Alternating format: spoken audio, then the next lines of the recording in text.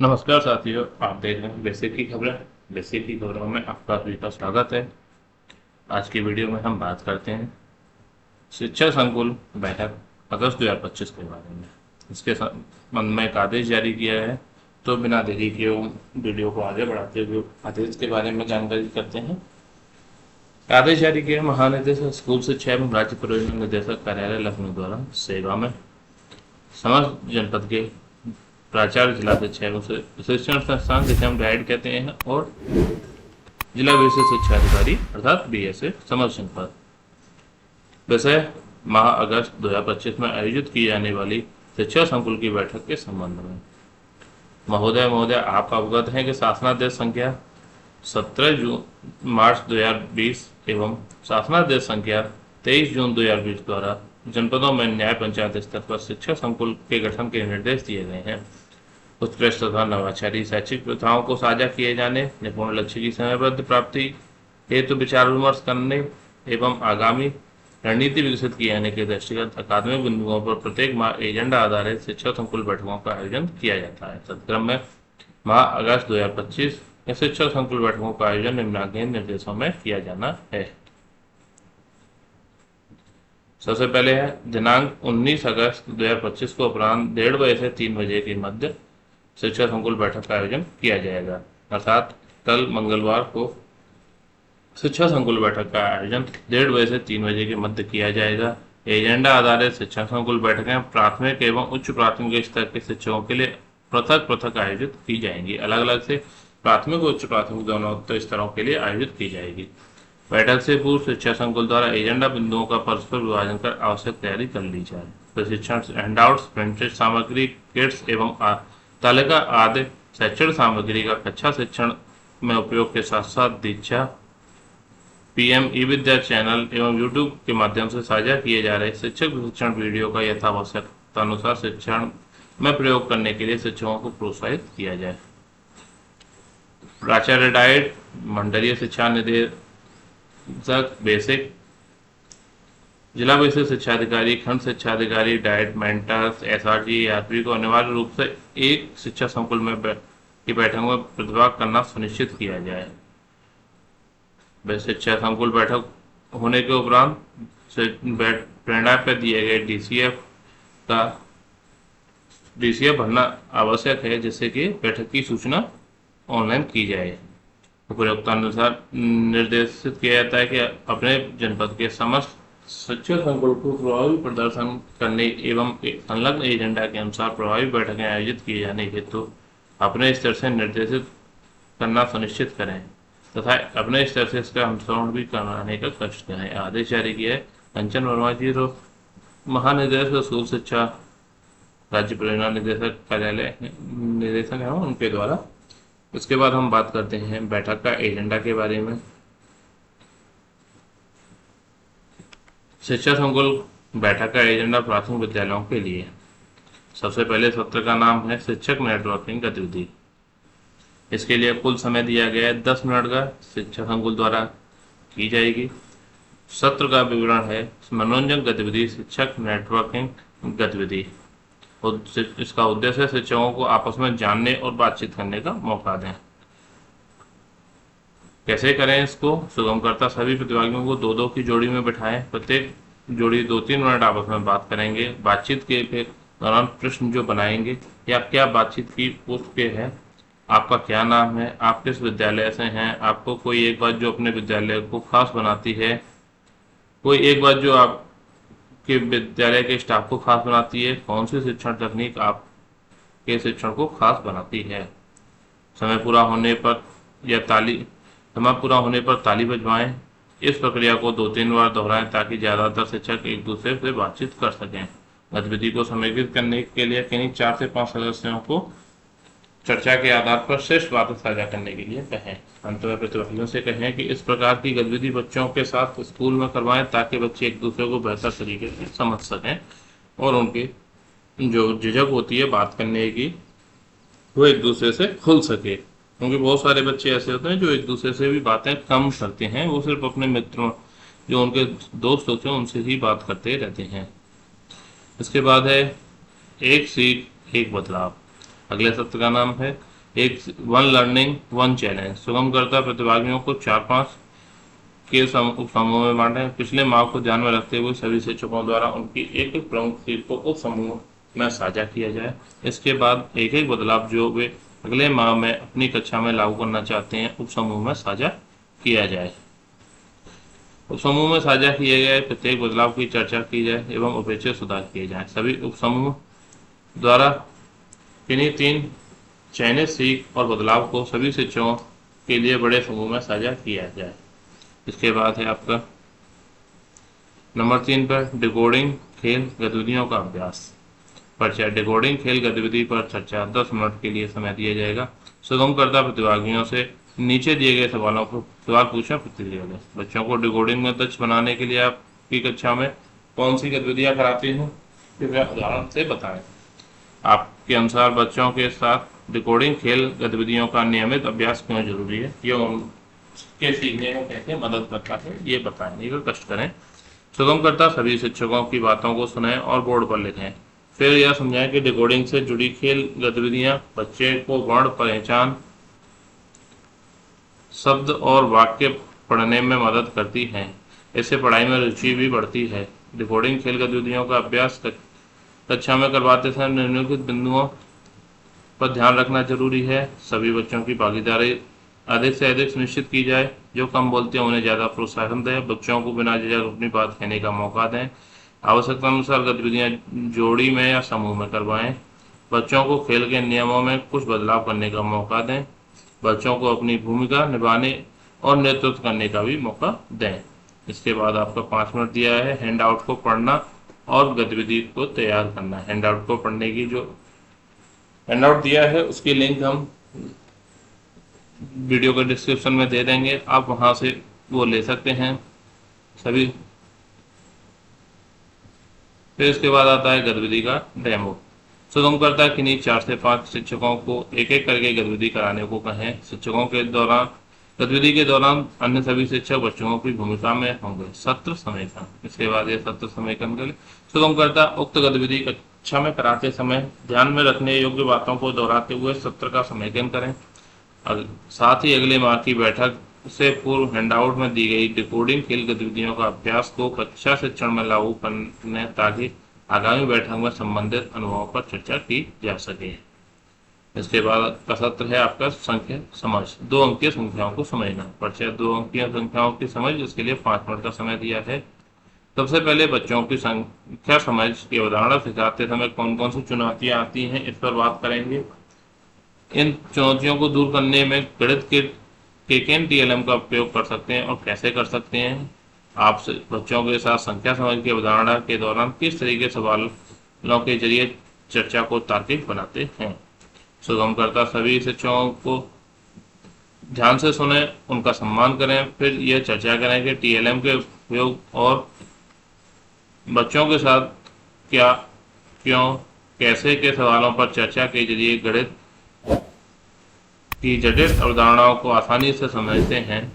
समस्या हल करने की क्षमता बढ़ती है और देखी सुनी और कही गई बातों को तार्किक रूप से समझते हैं। इससे उनकी सीखने की उत्सुकता, रुचि और सक्रिय भागीदारी बढ़ती है।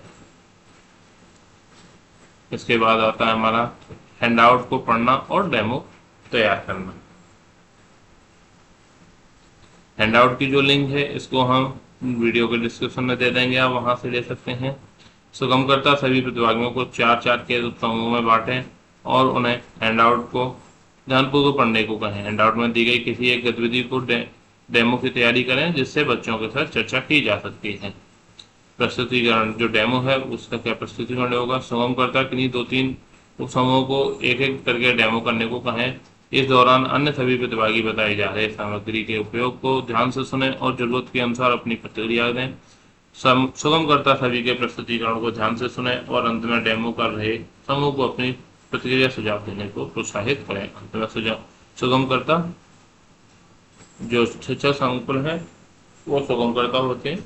सभी समूहों द्वारा दी गई प्रस्तुति एवं प्रयासों की सराहना करते हुए प्रस्तुत की गई रणनीतियों को कक्षा शिक्षण में लागू करने के लिए प्रोत्साहित करते हुए चर्चा समेकित करें। इसके बाद आता है हमारा सत्र प्राथमिकता एवं प्रशंसा सत्र। निपुण भारत मिशन के अंतर्गत निम्नलिखित प्राथमिकताओं पर चर्चा करें और रणनीति बनाएं। सबसे पहला है शिक्षा मंत्रालय भारत सरकार द्वारा प्रदत्त निर्देश के क्रम में एक पेड़ मां के नाम 2 अभियान के अंतर्गत 5 जून से अद्यतन पौधारोपण का विवरण पोर्टल पर अपलोड करना सुनिश्चित करें। इससे संबंधित वीडियो कैसे पोर्टल पर अपलोड करनी है हमारे YouTube चैनल पर पहले दी गई हैं, आप वहां से उनको देख सकते हैं। पोर्टल पर अपलोड की गई नवीनतम समय सारणी का अध्ययन करें और सुनिश्चित करें कि कक्षा शिक्षण प्रशिक्षण एवं डिजिटल शिक्षण गतिविधियां उसी के अनुसार संचालित हों।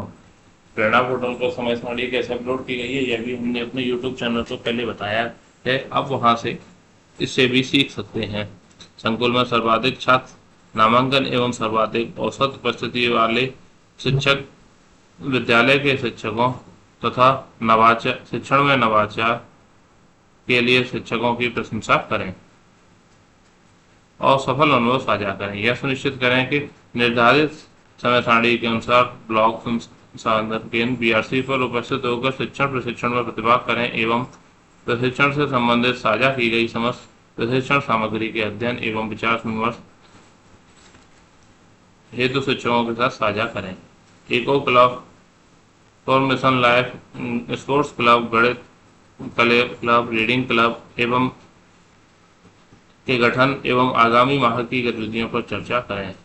ये जितने भी क्लब्स हैं इनके गठन किस तरीके से करना है इससे संबंधित वीडियो भी हमने अपने YouTube चैनल पर पहले अपलोड कर दिया, आप वहां से उनको डाउनलोड कर सकते हैं, देख सकते हैं।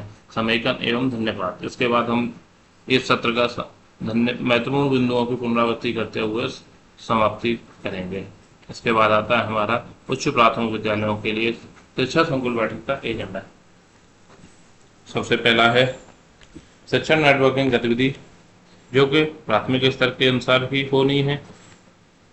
इस तरीके से इसका उद्देश्य होगा शिक्षकों को आपस में बातचीत करने का मौका दें। कैसे करना है वही दो के जोड़ी में बांटें, फिर उसके बाद 2-3 मिनट बात करने के लिए बोलें।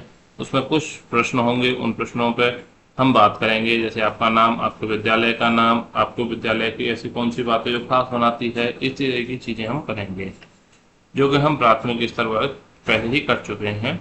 इसलिए हम ज़्यादा डिटेल में ले जाके हम अगली गतिविधि पर पहुँचते हैं। एक सीख एक बदलाव। एक सीख एक बदलाव, 1 लर्निंग 1 चैलेंज। सुगम करता प्रतिभागियों को 4 से 5 के समूह में बांटें। पिछले माह को ध्यान में रखते हुए सभी शिक्षकों की एक सीख को साझा करें। इसके बाद एक बदलाव जो अगले माह अपनी कक्षा में लागू करना चाहते हैं वो समूह में साझा किए जाएं। समूह में साझा किए जा रहे प्रत्येक बदलाव पर चर्चा की जाए। इसके बाद आता है हमारा ट्रेस, गणित किट से अवधारणात्मक शिक्षण की दिशा में। इसका उद्देश्य है, इस सत्र का उद्देश्य है शिक्षक गणित किट के माध्यम से माह जुलाई में किए गए शिक्षण प्रयोगों को साझा करें, उस पर चिंतन करें, एक दूसरे से सीखें और आगामी उदाहरणों पर केंद्रित शिक्षण के लिए योजनाबद्ध ढंग से किट का उपयोग करें। सत्र का संचालन ट्रेस फ्रेमवर्क के अनुसार। T फॉर यहाँ पर ट्राई। 3-4 शिक्षक साझा करें कि उन्होंने माह जुलाई में किस कक्षा में गणित किट का कौन सी सामग्री का उपयोग किया, किस अवधारणा को सिखाया और छात्रों की सहभागिता कैसी थी। R for reflect. ट्रेस के अंदर 5 सब्जेक्ट, तो R का अंदर रिफ्लेक्ट।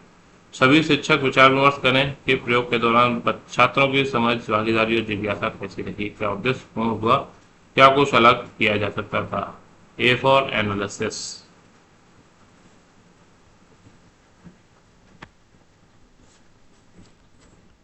समूह चर्चा करें कि शिक्षण प्रक्रिया में क्या चुनौतियां आई, जैसे सामग्री की कमी, समय का प्रबंधन, बच्चों की समझ में भिन्नता।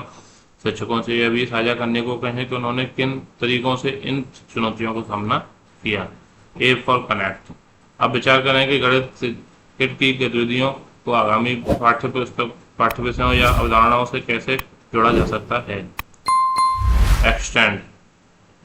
ट्रेस की सबसे लास्ट जो होता है ये होता है उसका एक्सटेंड। हर शिक्षक अपनी शिक्षक डायरी में माह अगस्त सितंबर के लिए शिक्षण के गणित के आधारित शिक्षण योजना की संक्षिप्त योजना तैयार करें जिसमें यह बिंदु शामिल हों। अच्छा, किस कक्षा में गतिविधि कराई गई? अवधारणा, कैसे गणितीय अवधारणा पर केंद्रित होगी? सामग्री, गणित की कौन सी सामग्री का उपयोग होगा? आवृत्ति, गतिविधि कितनी बार दोहराई जाएगी, सप्ताह या माह में? इसके बाद आता है हमारा डिजिटल शिक्षण योजना मैप फ्रेमवर्क। एक नया फ्रेमवर्क स्टार्ट किया है जिसका नाम है मैप। उद्देश्य डिजिटल संसाधनों जैसे smart class, tablet, ICT lab, Diksha app के प्रयोग हेतु प्राप्त दिशा निर्देशों के आधार पर शिक्षकों द्वारा किए गए प्रयासों को साझा करना, उनसे सीखना। अगस्त माह के लिए व्यक्तिगत डिजिटल शिक्षण की योजना तैयार करना। अब फ्रेमवर्क, मैप फ्रेमवर्क पर आधारित सत्र की संरचना। एम फॉर मॉनिटर, मॉनिटर माने निगरानी, चीजें देखना। जुलाई माह में किए गए डिजिटल प्रयोगों को याद करें और संक्षेप में लिखें। कौन से डिजिटल संसाधन का उपयोग किया, कितनी बार उपयोग किया गया और किस कक्षा में उपयोग किया गया? छात्रों की सहभागिता एवं प्रतिक्रिया कैसी रही? एक प्रमुख अनुभव या अवलोकन। ए फॉर अप्लाई, डिजिटल संसाधनों के प्रयोग में मुख्य चुनौतियों की सूची बनाएं एवं उनके समाधान पर चर्चा करें। उसके बाद आता है आपका पी फॉर प्लान। अब प्रत्येक माह के लिए शिक्षक अपना डिजिटल शिक्षण एक्शन प्लान तैयार करें। इसके अंदर होगा कौन से विषय में कौन सा डिजिटल माध्यम उपयोग किया जाएगा, सप्ताह में कितनी बार उपयोग किया जाएगा, किन वर्ग में किया जाएगा। इस योजना को शिक्षक डायरी में लिखें। 2-3 शिक्षक अपनी योजना पूरे समूह के साथ साझा करें। इसके बाद आता है प्राथमिकता एवं प्रशंसा सत्र। ये सत्र आपका प्राथमिक स्तर की तरह ही है, सेम। उसके अंदर हमें जैसे पौधारोपण का हो गया है, प्रेरणा पोर्टल पर नवीन समय सारणी अपलोड करना, सर्वाधिक छात्र संख्या या फिर उपस्थिति वाले शिक्षक और रीडिंग क्लब, इको क्लब वाले मिशन के बारे में बातचीत हमारी है। तो हम इन पर ज़्यादा समय न देते हुए आगे बढ़ते हैं। समेकन एवं धन्यवाद। महत्वपूर्ण बिंदुओं की पुनरावृत्ति करते हुए हम इस बैठक का समेकन किया जाएगा शिक्षक संकुल बैठक के द्वारा। सभी लोगों का, उपस्थित लोगों का धन्यवाद ज्ञापित करते हुए बैठक की समाप्ति की घोषणा कर दी जाएगी। तो साथियों, ये थी हमारी शिक्षा संकुल बैठक माह अगस्त 2025 से संबंधित वीडियो। अभी भी बहुत सारे शिक्षक साथी ऐसे हैं जिन्होंने चैनल को सब्सक्राइब नहीं किया, तो कृपया चैनल को सब्सक्राइब करके अपने साथियों के साथ ज़्यादा से ज़्यादा वीडियो को शेयर करना ना भूलें। मिलते हैं फिर सामने वीडियो में, तब तक के लिए धन्यवाद।